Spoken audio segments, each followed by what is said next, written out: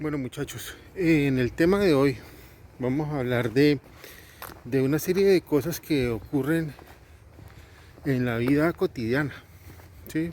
Cosas que pasan en cualquier momento, día a día. Vamos a hablar de injuria y vamos a hablar de inflamación. Recuerden que son situaciones de patología que ocurren en cualquier momento, en cualquier situación. Uno está tranquilamente por ahí y tiene una injuria reversible o irreversible y termina con una respuesta, ¿sí? Y esa respuesta pues suele ser un proceso inflamatorio. Entonces voy a irme a la calle para hacer más cotidiano la situación, ¿sí? Más real. Entonces que es una muy buena idea empezar hablando de el concepto de injuria.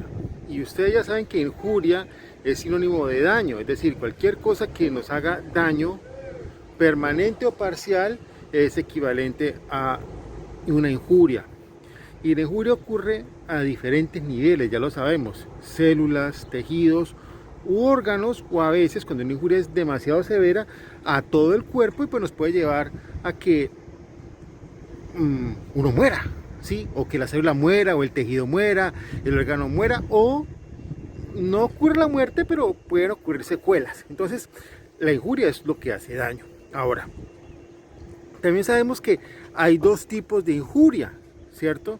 Injuria de tipo irreversible e injuria reversible. La injuria irreversible, ya saben ustedes, es aquella que cuando uno suprime el estímulo nocivo, la injuria desaparece y la célula se regenera, o el tejido se regenera,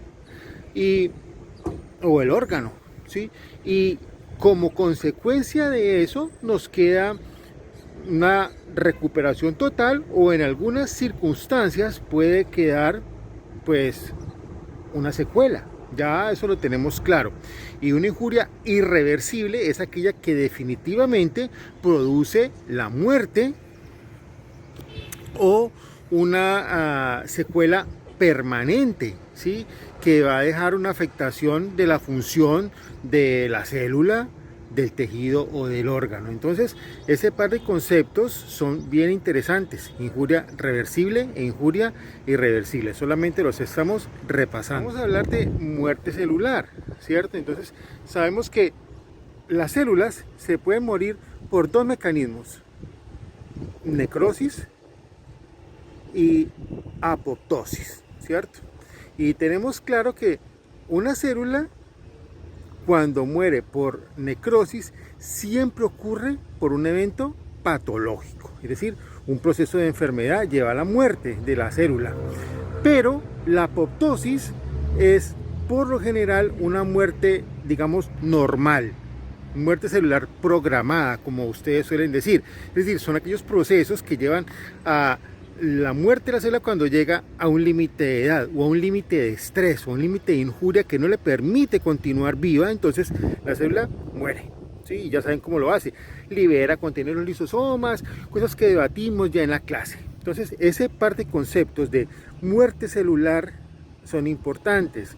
Recuerden que en algunas situaciones muy puntuales patológicas pueden inducir apoptosis. Por ejemplo, en algunos casos de cáncer puede ocurrir apoptosis. En algunas situaciones, por decir algo, cuando usamos medicamentos para cáncer, podemos inducir apoptosis para matar las células, ¿sí? Pero por lo general es un mecanismo fisiológico.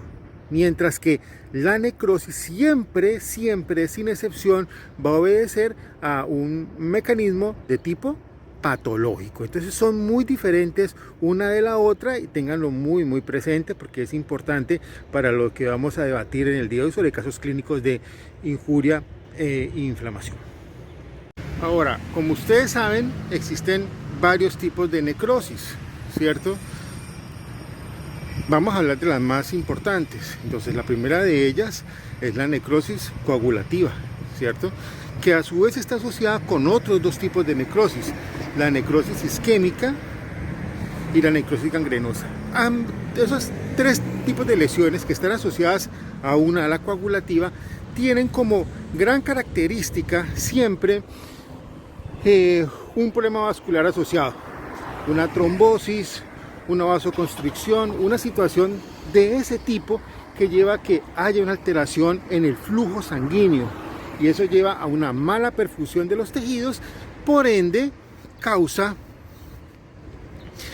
la necrosis. Ahora, también encontramos otro tipo de necrosis, la necrosis grasa, que ocurre típicamente en el tejido mamario, en el páncreas, necrosis caseosa, ¿sí?, que la encontramos típicamente en tuberculosis, necrosis liquefactiva típica del cerebro, y hay otras variedades de necrosis como la necrosis fibrinoide, etc. Entonces, hay varios tipos de necrosis, ustedes los conocen ya, y hay que tenerlos muy presentes porque pueden ocurrir fácilmente ante una situación u otra. Ahora, respecto a la inflamación, ustedes saben que hay dos tipos de inflamación básicos: inflamación aguda e inflamación de tipo crónico. Y la diferencia mayor entre una y otra es el tiempo.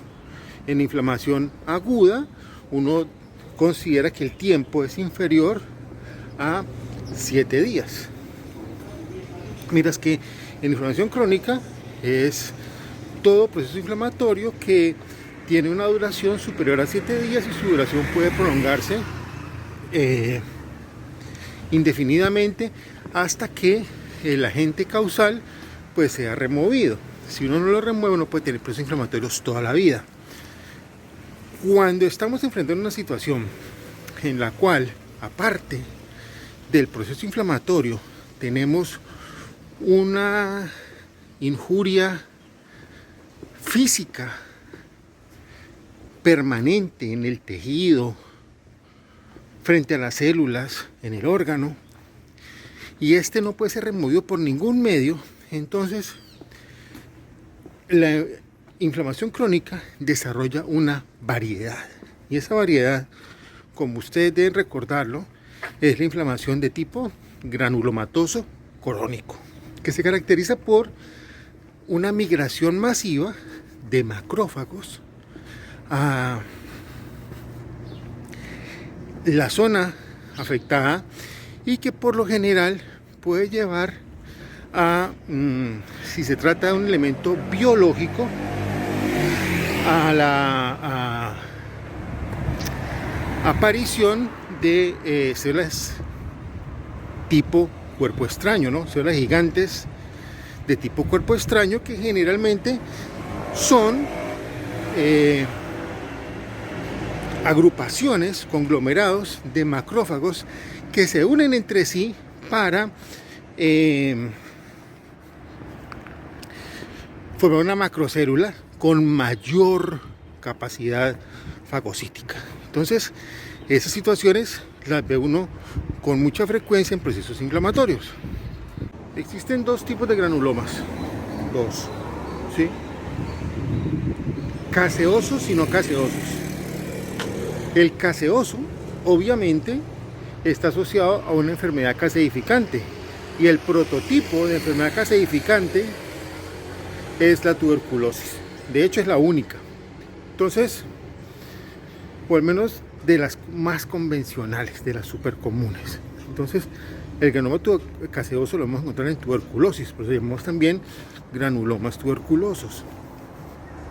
Y existen granulomas de tipo no caseosos, en los cuales pues no hay necrosis de caseificación, por lo tanto el patrón inflamatorio es diferente. En esos casos de granulomas no caseosos, lo que vamos a encontrar es la presencia de ciertas características en ausencia de necrosis caseosa.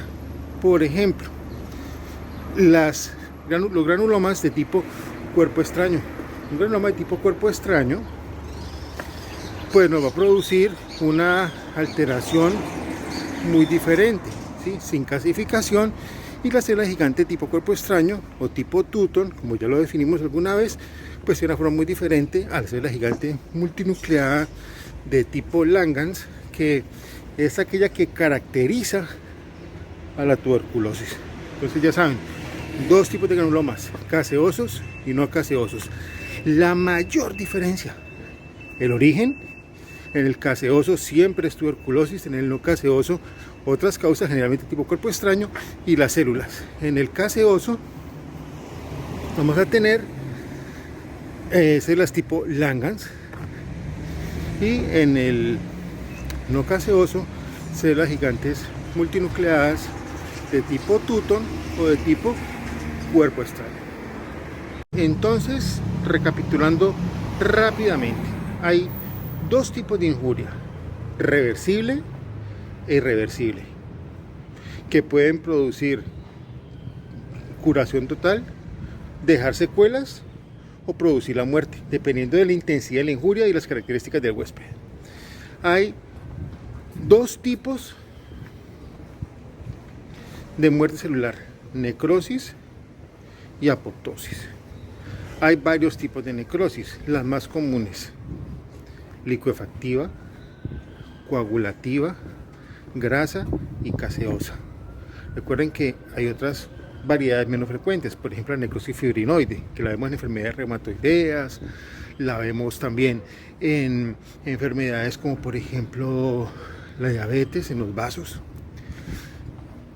Recuerden también que la necrosis coagulativa tiene variedades: isquémica y gangrenosa, dependiendo de situaciones puntuales que ocurran respecto a sobreinfección o no, ¿sí? O a la presencia de ciertos trastornos vasculares o no. Y tenemos dos grandes tipos de inflamación: aguda y crónica, y la diferencia la da el tiempo. Y la crónica tiene una subvariedad, que es la enfermedad de tipo granulomatoso crónico, que ocurre en ciertas circunstancias. Hablando de granulomas, hay dos tipos de granulomas: los granulomas de tipo caseificante o caseoso y los no caseificantes. Los caseificantes asociados íntimamente al desarrollo de tuberculosis, y los no caseificantes generalmente asociados a lesiones de tipo cuerpo extraño. Habiendo dicho eso, entonces vamos ya a meternos a casos clínicos, que es el objetivo principal de esta clase. Bueno, aquí tenemos un agua estancada. Saben que en un agua estancada con frecuencia crecen mosquitos. Es el ambiente ideal. ¿Qué sucede cuando un mosquito nos pica?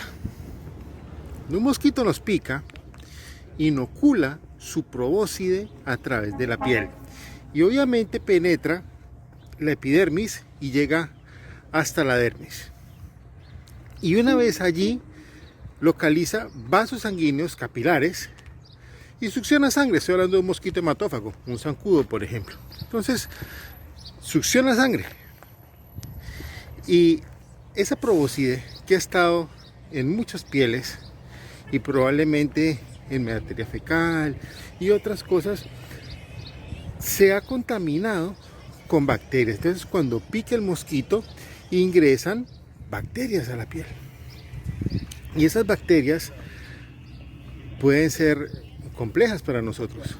Por lo tanto, eso desencadena inmediatamente una respuesta inflamatoria de tipo agudo.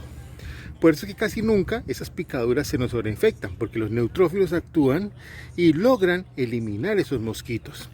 Cuando eso no sucede, y por ejemplo cuando nos rascamos y llevamos otras bacterias al sitio y se sobrecontamina el sitio, entonces podemos tener sobreinfecciones que pueden llegar a ser bastante complejas. Entonces, una picadura de un mosquito es un muy buen ejemplo clínico de una inflamación de tipo agudo inducido por una injuria. La injuria en ese caso es una injuria de tipo reversible, y es la picadura del mosquito. Ahora, muchas veces la saliva del mosquito también entra a la piel y se deposita en la piel nuestra, y como eso es un cuerpo extraño, puede generar una reacción inflamatoria de tipo alérgico.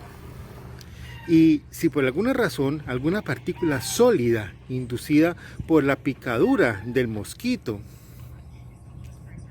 queda ahí, podría eventualmente generar una reacción aromatosa de tipo cuerpo extraño, con células gigantes multinucleadas y toda la historia que ustedes ya conocen. Tenemos un artefacto que frecuentemente produce injuria y nos produce trastornos de complejidad, ¿sí? Los accidentes en moto. Entonces, está bien, puede haber injurias de tipo irreversible por daño a nivel celular, tisular, orgánico y obviamente al cuerpo con muerte o con secuelas. Eso pues es obvio, pero a veces hay lesiones menores en las cuales se producen heridas por un accidente en motocicleta y esas heridas eventualmente pueden llegar a producirnos una entrada a la piel y al tejido subcutáneo de partículas extrañas. Esas partículas extrañas entonces pueden eventualmente depositarse, no ser removidas por inflamación aguda ni crónica, digamos arena, un pedazo de vidrio, una esquirla de madera, cosas así por el estilo, no van a ser removidas por procesos inflamatorios convencionales. Entonces la única opción que nos queda es fagocitar. Entonces, ante una situación como esa, pues la única opción que es fagocitar nos va a traer la formación de un granuloma, de una reacción granulomatosa específicamente de tipo cuerpo extraño. Y esa reacción de tipo cuerpo extraño puede ser permanente dependiendo del tamaño del cuerpo extraño, o si es pequeño pues podría eventualmente removerse de manera fácil. Es importante que siempre consideren que cualquier herida es potencial fuente de formación de granulomas, ¿sí? De granulomas de tipo cuerpo extraño. Ahora pensemos una situación compleja. Alguien se ahoga, se va al agua, no puede salir y se ahoga. ¿Qué tipo de injuria se producirá en este caso? Una injuria de tipo irreversible, porque si se ahogó y se murió, pues no hay nada que hacer. Eso no tiene cómo revertirse. Es una injuria de tipo irreversible. Y es una injuria secundaria a un estímulo de qué tipo. Cuando el agua entra, ocupa el espacio de las vías aéreas y uno no puede ingresar aire, se produce una isquemia. Entonces hay una injuria de tipo isquémico. Decíamos en la clase, la isquemia es una de las principales fuentes de injuria que hay. Entonces, una injuria isquémica es una injuria de tipo irreversible. Ahora, ¿generará inflamación una injuria de esas? ¿Qué piensan ustedes? ¿Habrá una persona hundiéndose aquí, ahogándose? ¿Habrá posibilidad de inflamación? La respuesta probablemente es no. ¿Por qué razón? Porque un proceso de ahogamiento es rápido, ¿sí? Es un proceso que toma alrededor de, no sé, 1 a 5 minutos. Por lo tanto, es muy poco posible que se alcance a generar el proceso de vasodilatación, marginación, transmigración, ¿sí? Y en todo caso, pues no va a haber una injuria focal para que los neutrófilos actúen. Entonces, inflamación aguda en esos casos no ocurren. Por lo tanto, es importante que tengan en cuenta que puede haber procesos de injuria sin que se desarrolle necesariamente una inflamación. Este es un desfibrilador automático. Vamos a ver qué pasa si uno se pone a jugar con una cosa de estas respecto a la injuria. Probablemente lo que le va a ocurrir a uno es que esa sobrecarga de corriente eléctrica aplicada sobre el área precordial va a generar un efecto de cambios en la corriente eléctrica del corazón. Es decir, va a alterar el ritmo normal de los nodos sinusal y atrioventricular y probablemente el haz de His también. Entonces eso va a causar una arritmia que, dependiendo de la severidad, va a ser mortal o no. Es decir, va a producir una injuria reversible o irreversible. Cuando ustedes se someten a un pequeño voltaje, siempre él pasa por el corazón y el microvoltaje cardíaco se altera. A veces en magnitudes no suficientes para producir una injuria real, pero de que se altera, se altera. Pero cuando ustedes tienen un voltaje extremo, como el que se utiliza en un desfibrilador de esos, ¿sí? La alteración eléctrica del corazón es de tal magnitud que evidentemente se va a producir una alteración tal en el voltaje eléctrico que va a llevar seguramente a una arritmia de tipo letal y la muerte. Ahora, inflamación en este caso tampoco, porque el mecanismo es tan intenso que probablemente no hay tiempo de desarrollar una situación de inflamación. No obstante, en algunos casos puede ser posible que tengamos injurias menores que sí desencadenen la muerte de un pequeño grupo de miocardiocitos, que eventualmente sí podría causar algún tipo de inflamación aguda y eventualmente crónica y, por supuesto, un fenómeno de reparación.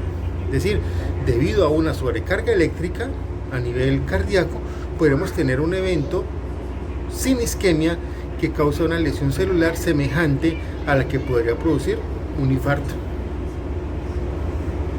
Vamos a ver otra situación potencial de injuria y de inflamación. Entonces, supongamos que vamos bajando esta escalera y por alguna razón uno se le tuerce el tobillo, ¿sí? Una torcedura de tobillo fuerte, sin caída, solamente torcedura del tobillo. ¿Qué puede pasar entonces en una situación como esa? Cuando una persona tiene una torcedura de tobillo en una situación como esa, en la cual va bajando con cierto impulso físico, cierta inercia por el descenso, pues lo más probable es que los tendones se estiren más allá de lo normal. Y al estirarse más allá de lo normal, la energía se transmite por todo el tendón, probablemente hacia la inserción ósea del tendón. Y al ocurrir ese fenómeno en el cual el tendón transmite toda esa energía de la elongación del tendón, porque se sobreestira, va a producir ruptura de las zonas en las cuales el tendón se inserta en el hueso, y eso obviamente va a generar la ruptura de fibras, una respuesta de tipo inflamatorio. Inflamatorio agudo, por supuesto. Es un evento con una magnitud de fuerza intensa que requiere una respuesta reparativa inmediata. Entonces, ¿qué va a suceder ante esa situación? ¿Sí? Lo que va a suceder es que los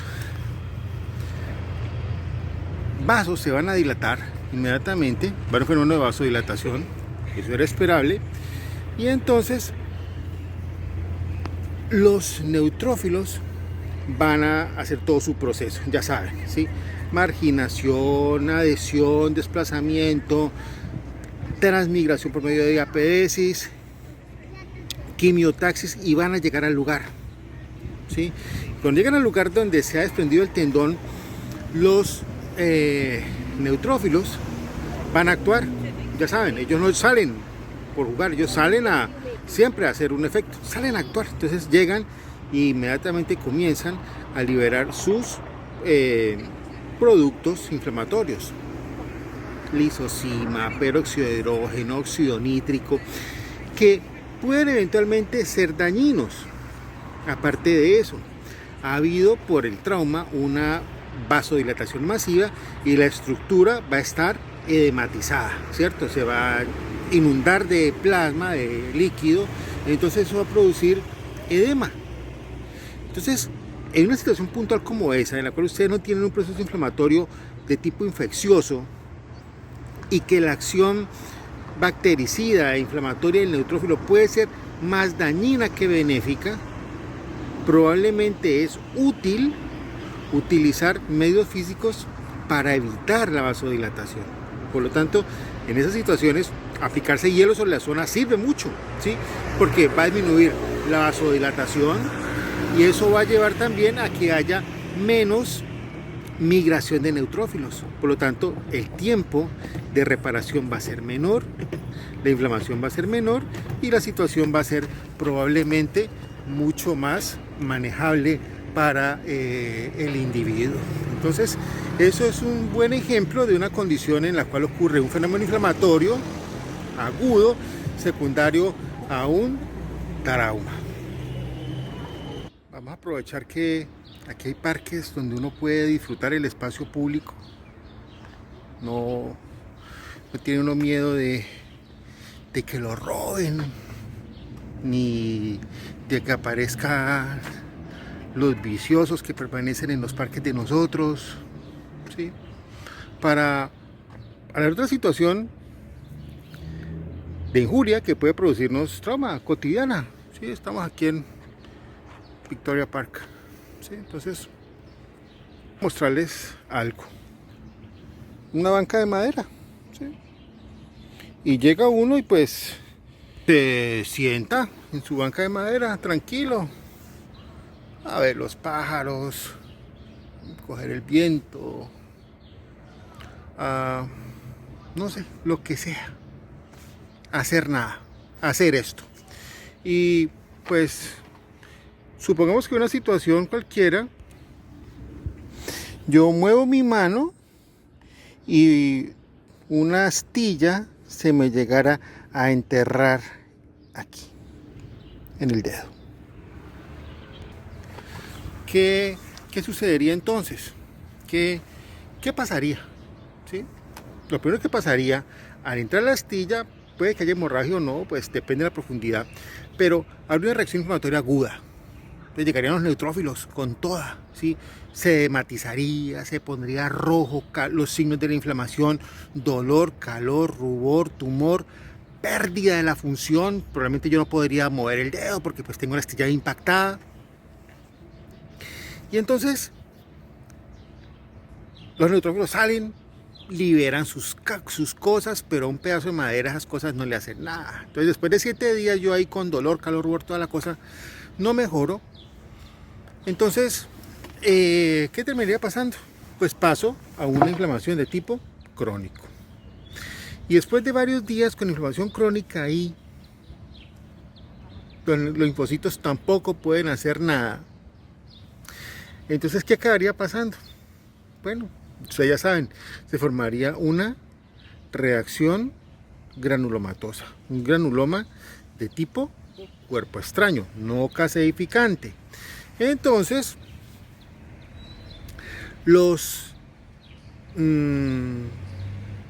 neutrófilos pues puede que estén ahí todavía uno que otro, probablemente no, linfocitos habrán muchos, pero hay una migración masiva de macrófagos ahí para formar la célula gigante multinucleada tipo cuerpo extraño que va a fagocitar el pedazo de astilla, y dependiendo de qué tan grande sea el pedazo de astilla o no, va a ser eficiente o no. El gran problema en esa situación es que eventualmente las células van a morir y la astilla va a liberarse otra vez ahí en el tejido, aquí en el dedo. Entonces va a arrancar de nuevo otro proceso granulomatoso. Entonces, la inflamación granulomatosa crónica tiene una característica, muchachos. Tiende a ser perenne, permanente, mientras uno no elimine el agente causal, el agente de la injuria. Entonces, mientras ustedes no logren eliminar, sacarse esa astilla de ahí, el problema no les va a mejorar. Eso es lo que le pasa a mucha gente, por ejemplo, que tiene uñas encarnadas, ¿sí? Una uña encarnada, venga, caminemos por el parque que está bonito. Una uña encarnada, ¿sí? Entonces uno tiene una uña encarnada, se le impacta ahí el pedazo de uña, un fragmento de uña. Y entonces resulta que esa uña, la gente se remueve ese mamelón que sale ahí, como una costra gruesa que sale encima de la uña, se la quita una y otra vez, la gente se mete cosas, se levanta la uña y todo, pero no mejora. Y no mejora porque sigue teniendo adentro el factor de injuria, el cuerpo extraño.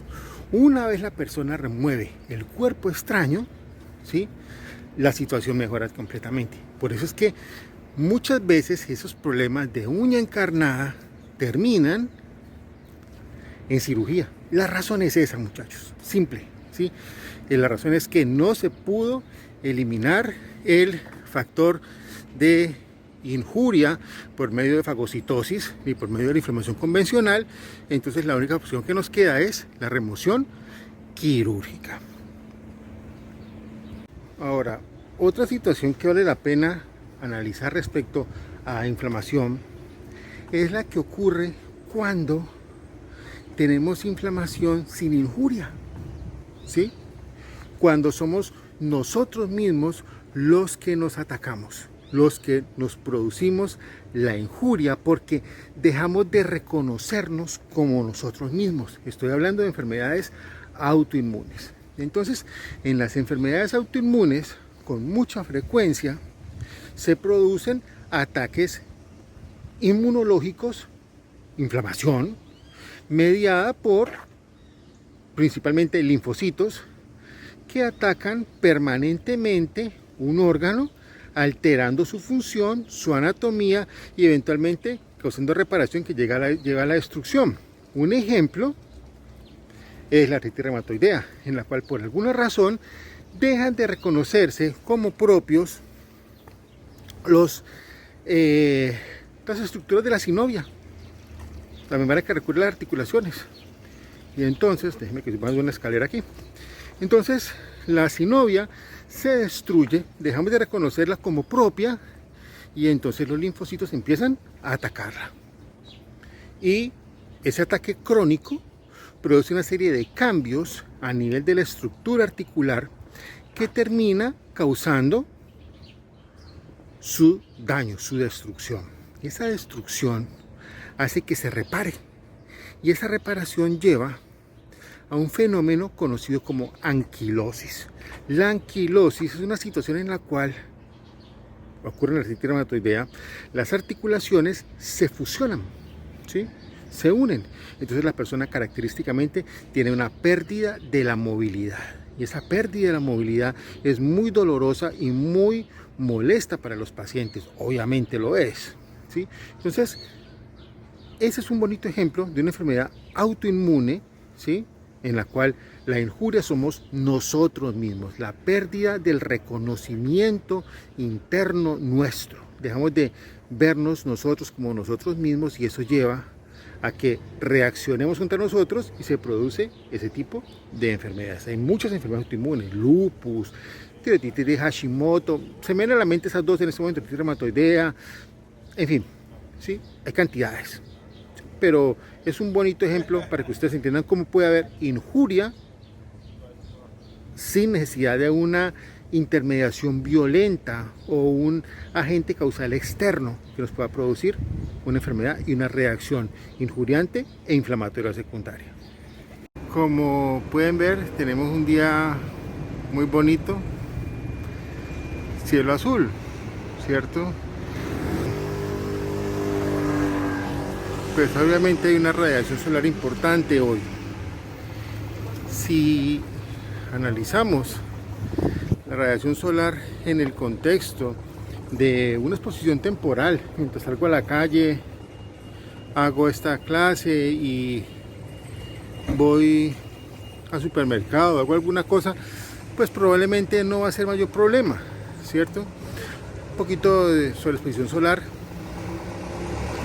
se me va la mano en ello, pues tendré una quemadura de menos de 1 grado que no va a ser mayor problema.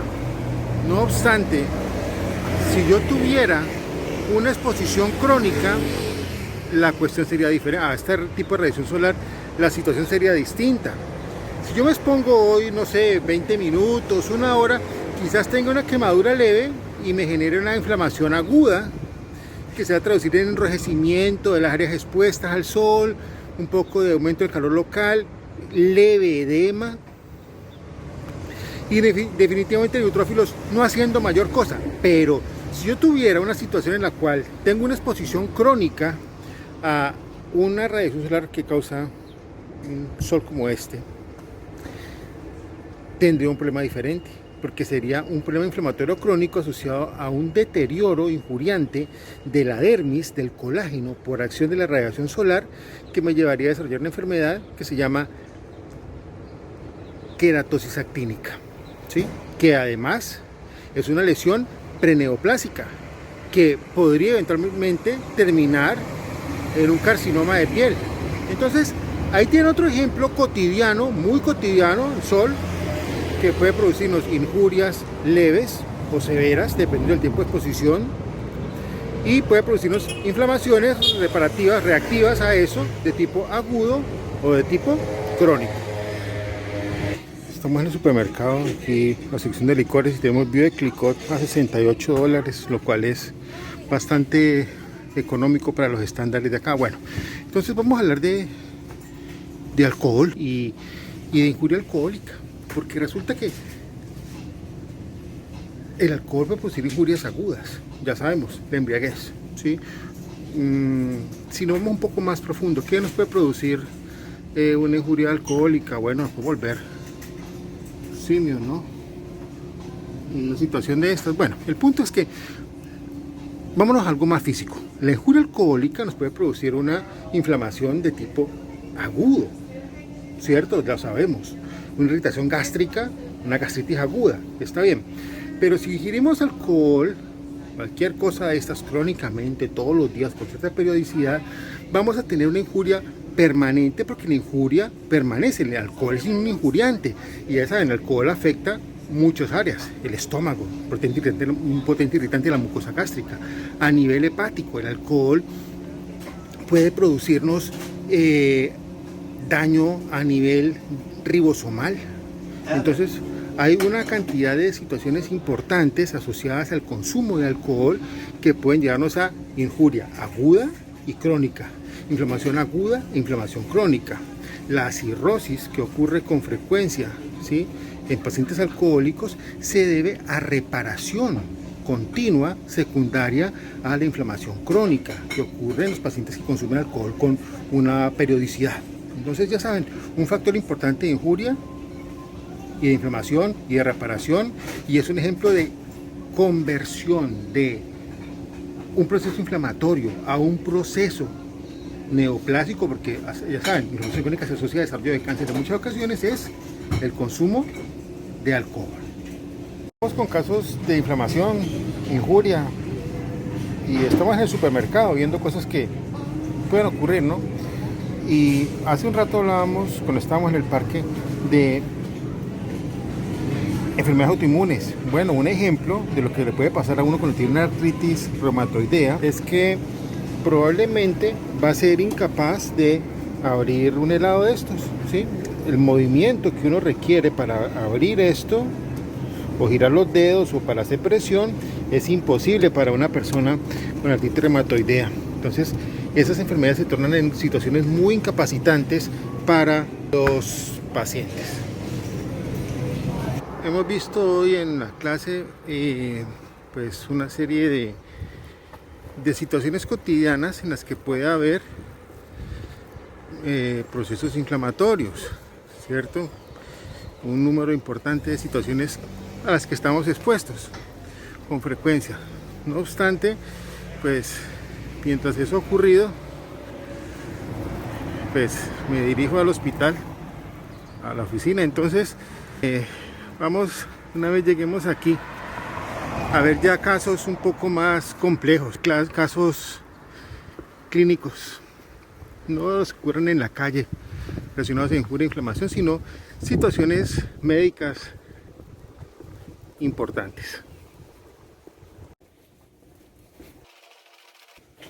Bueno, muchachos, vamos a continuar con el tema de hoy de la clase.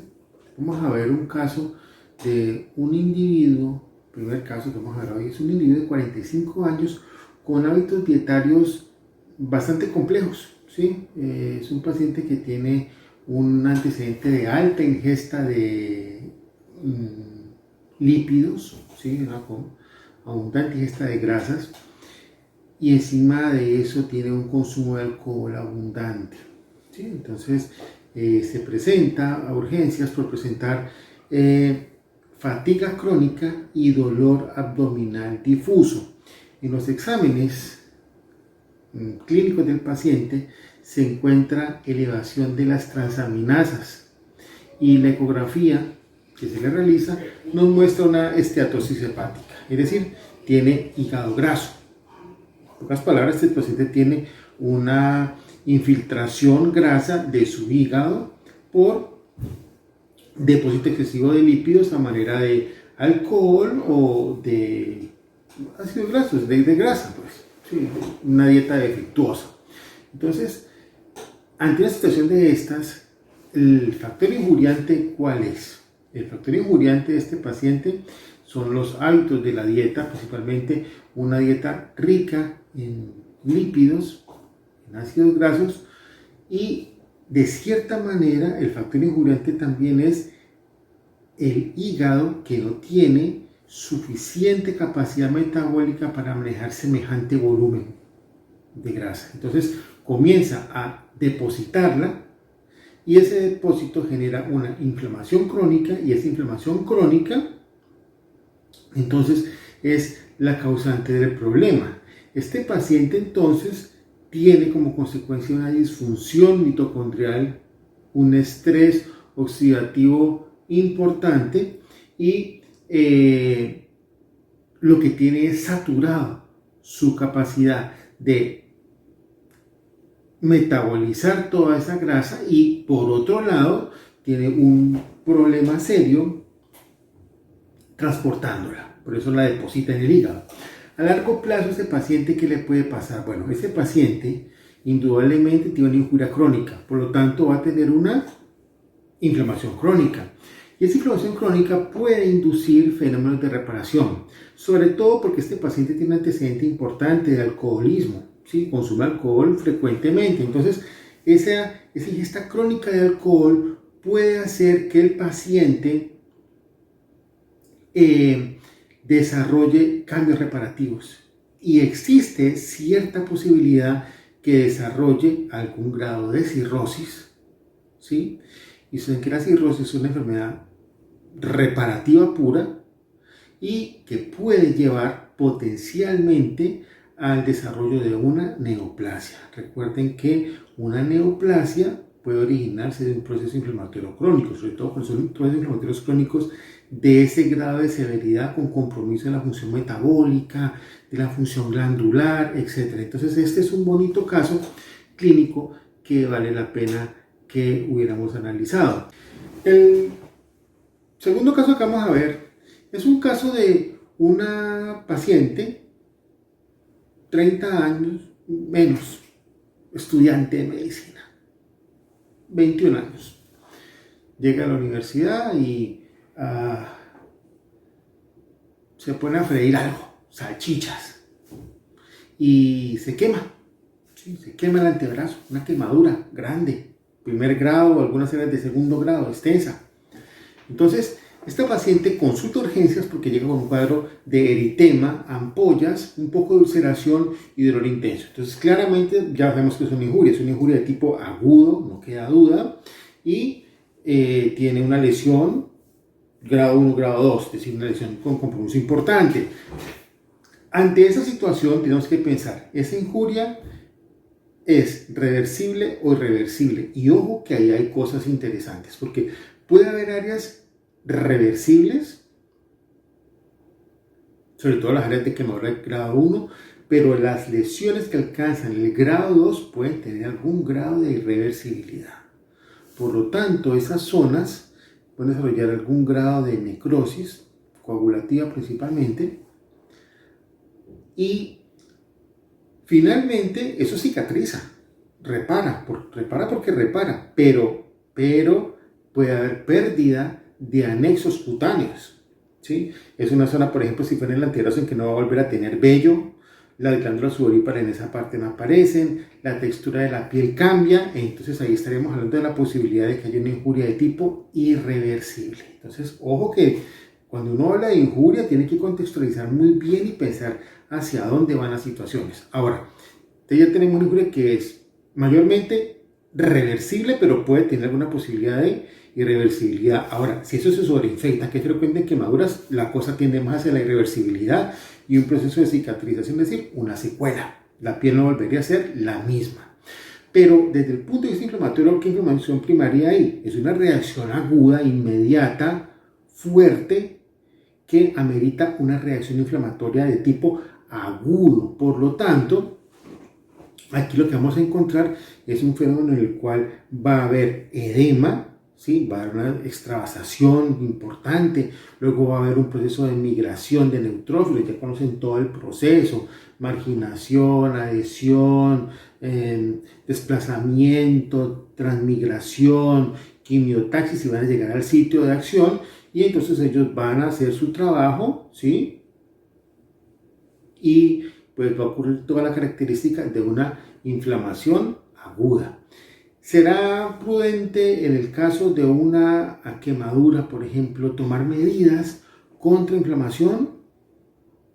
Podría pensarlo uno. Bueno, en realidad no es prudente. ¿Por qué? Porque con mucha frecuencia esas quemaduras se infectan. Entonces la inflamación está lista para atacar en caso de que haya un proceso infeccioso sobreagregado. Por lo tanto, es importante tener en cuenta eso. Entonces tenemos que en el caso de una quemadura de una injuria que puede ser potencialmente irreversible, pero mayormente de características reversibles, y una inflamación, ya saben, aguda, que va casi que a solucionar el problema, y a no ser que haya involucrado un cuerpo extraño o alguna situación muy puntual, casi nunca va a progresar a una inflamación de tipo crónico.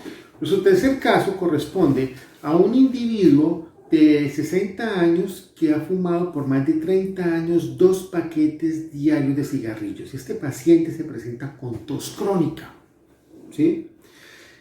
Y le tomamos una biopsia de mucosa bronquial, ¿sí? Y encontramos metaplasia escamosa. Aún no hay cáncer, aún no hay displasia, metaplasia. Y ya saben el concepto de metaplasia, ¿cuál es? Reemplazo de una célula normal de un tipo por una célula normal de un tipo diferente. Entonces el proceso adaptativo aquí, ¿cuál fue? Una metaplasia, ¿sí? Sin ningún otro inconveniente. Las metaplasias pueden ser preneoplásicas, es decir, este paciente amerita el mayor seguimiento clínico a lo largo de su vida, porque en cualquier momento este paciente nos hace una displasia.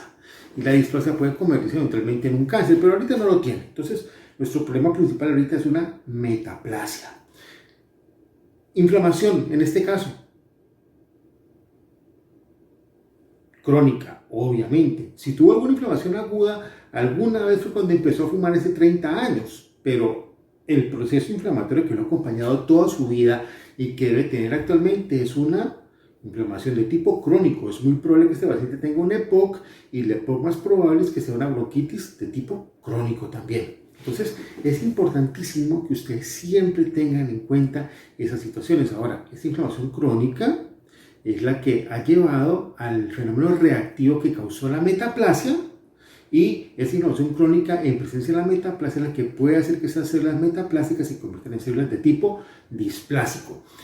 Miren, un ejemplo bonito de entender el trastorno que causa la metaplasia es como pensar que un restaurante japonés cambia su menú, ¿sí? Y en vez de vender sushi, comienzan a vender hamburguesas, ¿sí? Un trastorno total. Sigue siendo un restaurante y puede que la hamburguesa sea buenísima, es decir, funciona muy bien el restaurante, pero hay un cambio total ahí. Eso es lo que pasa con tener una metaplasia, ¿sí? Puede que el epitelio siga funcionando de manera perfecta, ¿sí? Nunca haga una displasia, nunca haga una neoplasia, pero el concepto de funcionamiento de ese epitelio cambia por completo. Vamos con otro caso. Es una paciente de 50 años con dolor articular matutino y rigidez articular, sobre todo en pequeñas articulaciones. Ese par de signos, rigidez matutina y dolor, debe hacernos pensar en la posibilidad de una artritis reumatoidea. Ya habíamos hablado de artritis reumatoidea hace un rato cuando andaba por el parque y cuando fui al supermercado les decía que pueden tener dificultades para eso y explicar el mecanismo en el que se desarrolla una enfermedad autoinmune de ese tipo. Bueno, entonces, en este caso,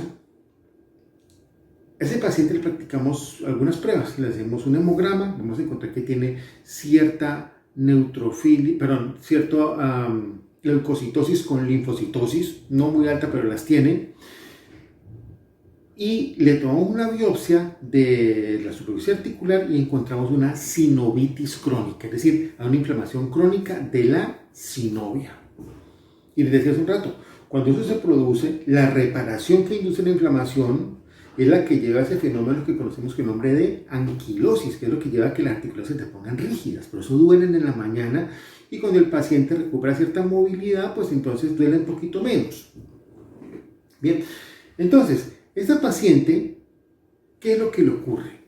Discutamos el caso. Bien, esos pacientes lo que tienen es un proceso inflamatorio crónico de origen autoinmune por pérdida del autorreconocimiento de los tejidos, es decir, dejamos de reconocer como nuestra la sinovia de ciertas articulaciones, entonces los linfocitos vienen y lo atacan, como si yo me hubiera puesto un pedazo de sinovia de uno de ustedes o ustedes uno mío. Entonces los linfocitos atacan eso, la sinovia reacciona, genera un fenómeno hiperplásico y esa hiperplasia sinovial que se genera lleva a la formación de una cosa que veremos más adelante, no en esta clase, sino cuando veamos trastornos de tejidos blandos, que se llama panus. El panus es la respuesta, ¿sí?, a la inflamación crónica en la articulación y es la inflamación crónica en efervescencia pura, ¿sí?, y es la causante del dolor, ¿sí? Entonces es la situación en la cual la inflamación hace que la sinovia siga creciendo sin parar, sin forma, y entonces lleva a la deformación de las articulaciones.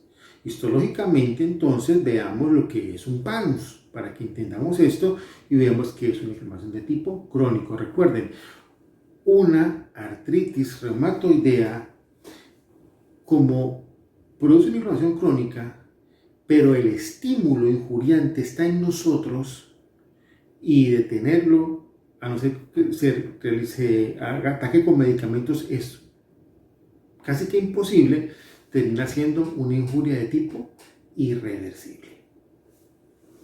Bien, tenemos otro caso, ¿sí? Un paciente con 16 años, dolor abdominal, fosa ilíaca derecha, hombre, hemograma, fiebre con leucocitosis, cuando palpamos el abdomen, dolor fuerte. El paciente intenta retirar la mano del médico cuando lo trata de examinar.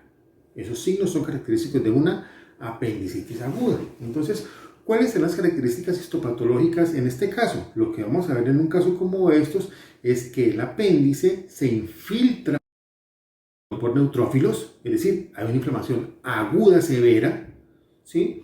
Y el accionar de esos neutrófilos se constituye en el factor de injuria y al destruir el tejido fibroso del apéndice, el colágeno y todas esas cosas por la acción de los neutrófilos, entonces el apéndice se necrosa, ¿sí? Y al necrosarse se produce una injuria de tipo irreversible. Entonces la apendicitis es un buen ejemplo de inflamación aguda y de injuria irreversible. Si yo no remuevo el apéndice, ¿qué va a terminar pasando? Pues el apéndice va a seguir congestionando, va a seguir aumentando su tamaño hasta que no aguanta más, se rompe y toda la pus que han generado los neutrófilos va a evacuarse hacia la cavidad peritoneal, causando lo que llamamos una peritonitis, ¿sí? Tengan en cuenta algo. La pus, ¿de qué está compuesta? Recuerden, neutrófilos muertos, bacterias muertas y restos de tejido necrótico por la acción de los neutrófilos. Bien, continuamos con otro caso. Este otro caso es una paciente de 32 años que consulta por cuadro de fiebre, dolor lumbar y disuria, es decir, dolor o molestia para orinar. Sin duda alguna, este cuadro clínico nos hace pensar de una vez en una pielonefritis de tipo agudo. Ya ese hecho de ser pielonefritis agudo nos pone en el contexto de que es una inflamación de tipo agudo, es decir, es un cuadro inflamatorio probablemente secundario a una infección. El evento injuriante, ¿cuál es aquí? La infección, seguramente E. coli, que es el germen que más frecuentemente se asocia a infección urinaria. Entonces tenemos infección por E. coli. ¿Qué tenemos que hacer en este paciente entonces? Darle antibiótico para disminuir la población del E. coli. Sencillo. ¿Es una injuria reversible o irreversible? Depende. Sí, depende. Si el paciente no ha tenido mucho tiempo de evolución, la injuria probablemente es reversible y solo alejamiento la ingesta de antibiótico es suficiente para que tengamos respuesta y curación de la paciente. Si la infección persiste mucho más tiempo, como está afectando el riñón, una pielonefritis, pelvis y parénquima renal, puede haber algún grado de necrosis tubular o glomerular. En esos casos, entonces, ya habría una injuria de tipo irreversible. Como la afección no compromete el 100% del órgano, sino probablemente una parte, entonces la injuria es de tipo irreversible, ¿sí? Focal, ¿sí? O uno puede interpretarlo como reversible con secuelas. Todo depende de cómo lo mire uno. En mi concepto es más una injuria irreversible, ¿sí? Porque pues quedan zonas del riñón no funcionales secundario a esto. ¿Listo? Entonces es mejor asumirlo de esa forma. En este caso entonces, nuestra paciente lo que tenemos que darle es un antibiótico para eliminar las bacterias, el factor de injuria y que así la paciente se cure, ¿cierto? Bien. Inflamación en este caso, aguda, 100%. Célula que predomina son bacterias, neutrófilos. El hemograma, ¿cómo sería? Leucocitosis con neutrofilia. En el parcial de orina probablemente que encontraríamos bacterias, bacteriuria se llama eso, cuando salen bacterias en la orina, y probablemente vamos a encontrar neutrófilos en la orina, ¿sí? Que eso nos indica infección urinaria. Y este paciente tiene posibilidad de que evolucione a una inflamación crónica, sí, porque a veces las pacientes tratan parcialmente la infección. Cuando desaparecen los síntomas, suspenden el antibiótico. Entonces queda viviendo una pequeña colonia de bacterias dentro del riñón, a veces no aumenta su tamaño y se quedan todo el tiempo ahí y ante la presencia de las bacterias se genera una pielonefritis crónica o a veces la paciente tiene un periodo crónico, por lo que le acabo de decir, pero en un momento dado ante una inmunosupresión transitoria del paciente, una inmunodepresión transitoria, disminuye el número de linfocitos, el número de bacterias aumenta y entonces puede ocurrir una pielonefritis crónica agudizada, es decir, en medio de un episodio de pielonefritis crónica de larga evolución, tenemos un episodio de exacerbación de síntomas. Entonces, en esos casos encontraríamos un paciente que tiene una leucocitosis en el hemograma, que va a tener linfocitosis y va a tener un poco de neutrofilia, por ejemplo. Entonces, son situaciones que tenemos que tener muy en cuenta cuando analicemos casos de enfermedades infecciosas, sobre todo infecciones de ese tipo tan comunes y que los pacientes se tratan parcialmente porque cuando se mejoran los síntomas, los pacientes dejan de tomar el antibiótico. El siguiente caso que vamos a ver es un niño de 12 años que presenta un cuadro de fiebre y ojo con la fiebre en los niños, ¿sí? Fiebre en los niños, primera cosa a pensar siempre es un proceso infeccioso. Si nosotros excluimos la posibilidad de un proceso infeccioso en un niño, tenemos que empezar a pensar otras posibilidades, otras. Por ejemplo, la neoplasia. ¿Sí? No es normal la fiebre en niños. Ojo pues. Entonces, en este caso tenemos un paciente con fiebre primera cosa a pensar, ya saben, infecciones, dolor óseo en la tibia, de doler la tibia, no piensen de entrada si hay un cuadro con fiebre, dolor del crecimiento, fiebre y dolor óseo, primera cosa a pensar se llama osteomielitis, infección en el hueso, ¿sí? Y además pues tiene dificultad para caminar. Entonces tenemos el cuadro configurado. ¿Listo? Las osteomielitis inicialmente siempre son agudas y luego se vuelven crónicas. ¿Por qué se cronifican las osteomielitis? Por una razón sencilla. Los huesos no tienen muy buena penetración antibiótica. ¿Sí? Entonces generalmente cuando uno tiene una osteomielitis tiene que hacer un proceso de dar antibióticos de tipo no convencional, antibióticos fuertes a dosis altas, y muchas veces es necesario hacer una cirugía, ¿sí? Para sacarle la infección de ahí. Bueno, ya saben, proceso complejo. Las osteomielitis siempre son en un principio agudas, y como el antibiótico no penetra bien y como la cirugía no es de entrada, se vuelven crónicas. Entonces se cronifican. Entonces es muy común encontrar pacientes con osteomielitis crónicas. ¿Listo? En los principios de la osteomielitis predominarán siempre los neutrófilos, es decir, hemograma con leucocitosis y neutrofilia, y cuando se cronifica va a predominar una leucocitosis con elevación de los linfocitos. Y si por alguna situación la población bacteriana aumenta, entonces vamos a encontrar, además de la linfocitosis, un poco de neutrofilia. Es probable que encontremos en ese caso, eso es el cuadro de una osteomielitis. Este paciente entonces se le hace un hemocultivo. Uno coge sangre, la cultiva y ese hemocultivo es positivo. ¿Y por qué es positivo? Recuerden, la primera causa de osteomielitis es diseminación hematógena. Las osteomielitis muy rara vez se diseminan por vía directa. ¿Y por qué no son vía directa? Porque los huesos nuestros están revestidos por una membrana muy gruesa que se llama el periósteo. El periósteo es una membrana gruesa, difícil de penetrar y pues perfectamente recubierta por capas de músculo, tejido subcutáneo y piel. Entonces no es fácil que una infección llegue allá, a no ser que tengamos una herida muy grande o una fractura expuesta. Entonces, la mayor parte de la osteomielitis llega por vía hematógena. Entonces, para diagnosticar una osteomielitis, hacemos un hemocultivo. Entonces, en el hemocultivo aislamos una bacteria y las imágenes nos muestran un absceso óseo. Es muy frecuente que en el curso de una osteomielitis aparezca una cosa llamada un secuestro óseo. ¿Un secuestro óseo qué es? Un secuestro óseo es un fragmento de hueso muerto, desvitalizado a consecuencia de la infección, que se queda metido en medio del hueso que está relativamente vivo. Mientras ese hueso está muerto ahí, las bacterias van a tener sustrato para mantenerse y sobrevivir. Por lo tanto, esa es la razón por la cual las osteomielitis casi todas terminan en cirugía, y la cirugía en esos casos se llama una secuestrectomía. Consiste en abrir el hueso, sacar ese pedazo de hueso muerto o desvitalizado para que luego así podamos progresar con el manejo médico para este paciente. Hemos visto cómo la lesión y la inflamación son como una telenovela llena de drama. ¿Sabes qué? Vete al demonio.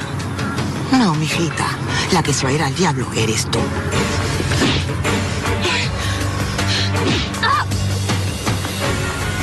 ¿Sí? Células muriendo, otras luchando por sobrevivir, un sistema inmunológico que a veces ayuda, otras veces arruina todo, a veces el mismo sistema inmunológico es el que hace el daño, ¿sí? Entonces, pues me parece importante que ustedes siempre tengan una correlación y idea de estas cosas, porque les va a ayudar mucho en su vida. Recuerden, en patología la clave siempre es preguntarse qué es lo que está pasando a nivel celular, ¿sí? Y cómo esto, cuando ya no lo llevamos a un nivel no individual de una célula, sino de un grupo de células, puede afectar la fisiología del paciente. Y espero que les haya gustado.